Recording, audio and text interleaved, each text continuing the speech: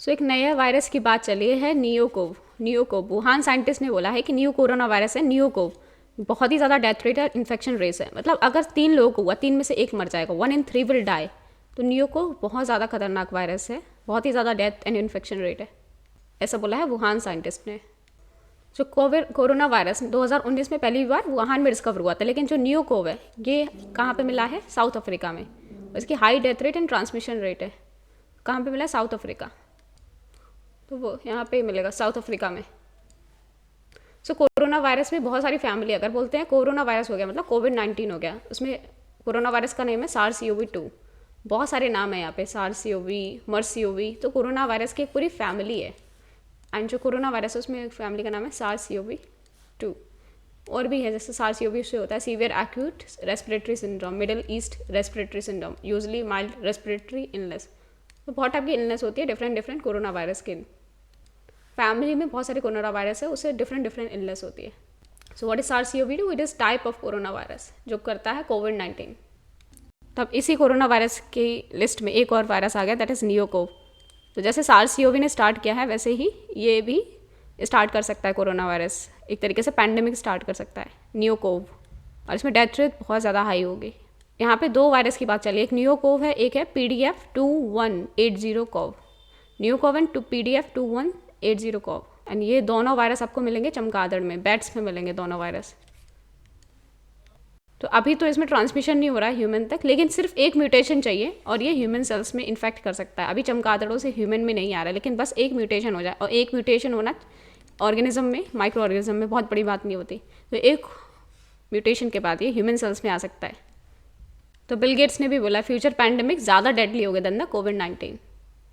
तो इसको डील करने के लिए हमें एक इंटरनेशनल पैंडेमिक ट्रीटी बनानी चाहिए। तो ग्लोबल लीडर्स WHO के अंदर क्या बनानी चाहिए? International pandemic treaty, IPT, international pandemic treaty. Global leaders unite in urgent call for international pandemic treaty.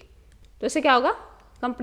Countries जो है हमेशा प्रिपेयर रहेंगी। अभी कोरोना वायरस के टाइम हम प्रिपेयर नहीं थे, तो world is ill prepared for the next pandemic, so we must be prepare for the next pandemic. इसलिए हमें इस तरीके से इंटरनेशनल ट्रीटी या इंटरनेशनल बॉडी चाहिए to deal with the pandemic. So NeoCoV जैसे वायरस आ सकते हैं, therefore there is a need of international pandemic treaty under WHO। तो अगला पैंडेमिक और खतरनाक होगा और तरीके से टेस्ट करेगा। अभी जैसे चाइना, वुहान लीगली बाइंड नहीं था, तो अभी कंट्री अगर अपनी जो भी रिस्पॉन्सिबिलिटी है उससे भागेंगी तो हम उन्हें इकोनॉमिक सैंक्शंस लगा सकते हैं, वर्ल्ड लेवल पे यूनाइटेड नेशन के सैंक्शंस लगा सकते हैं और कंट्रीज़ को रिस्पॉन्सिबल बना सकते हैं फॉर द नेक्स्ट पैंडेमिक। लेकिन इसके लिए इंटरनेशनल ट्रीटी चाहिए होगी।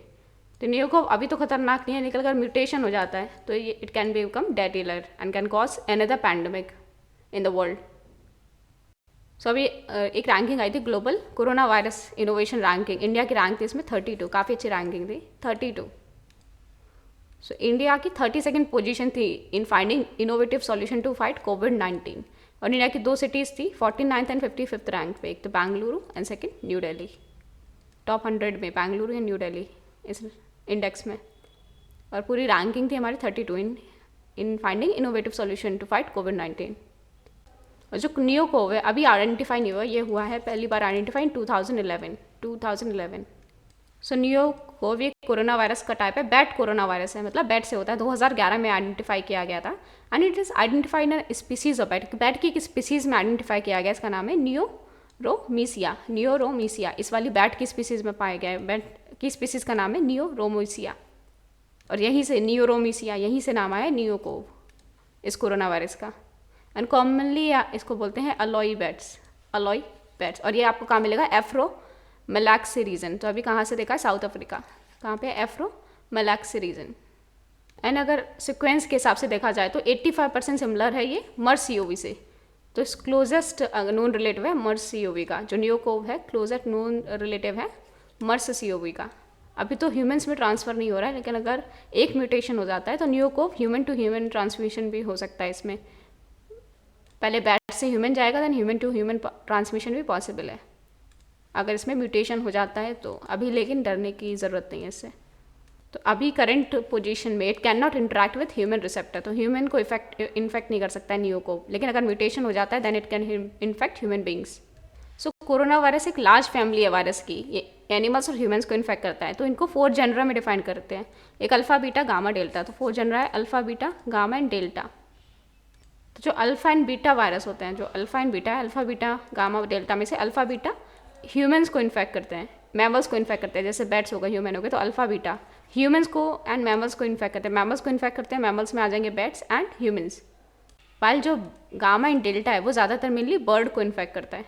सो अल्फा एंड बीटा ये मैमल्स को इन्फेक्ट करता है, मैमल्स में आ गए बर्ड्स, मैमल्स में कौन सा आ गए, बैट्स आ गए एंड ह्यूमंस आ गए। गामा एंड डेल्टा ये बर्ड्स को इन्फेक्ट करता है, तो बर्ड्स को इन्फेक्ट करता है। अल्फा बीटा मैमल्स को, मैमल्स में bats and humans, and gamma delta birds को इन्फेक्ट करता है एंड इन्फेक्ट करता है humans through zoonotic spill over. तो ज़्यादातर डिसीजेज अगर देखें तो जूनोटिक होती है, इसलिए आया है concept of one health concept, one health. तो हमें इवन जो एनिमल्स के डिसीज़ हैं उनको भी और ह्यूमन डिसीजेज सबको एक साथ पढ़ना चाहिए, बिकॉज जूनोटिक डिसीजेज भी क्या है, एनिमल से ही आती है। तो हमें एक तरीके से हमारी हेल्थ अलग नहीं है एनिमल्स की हेल्थ से, तो we must focus on one health concept, that is OHC, one health concept.